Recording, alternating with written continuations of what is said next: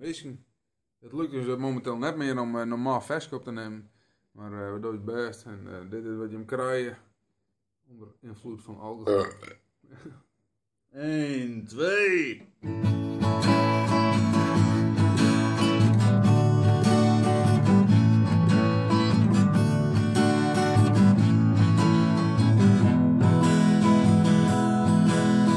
Kijk daar uit de winkel, mijn kratje in de hand.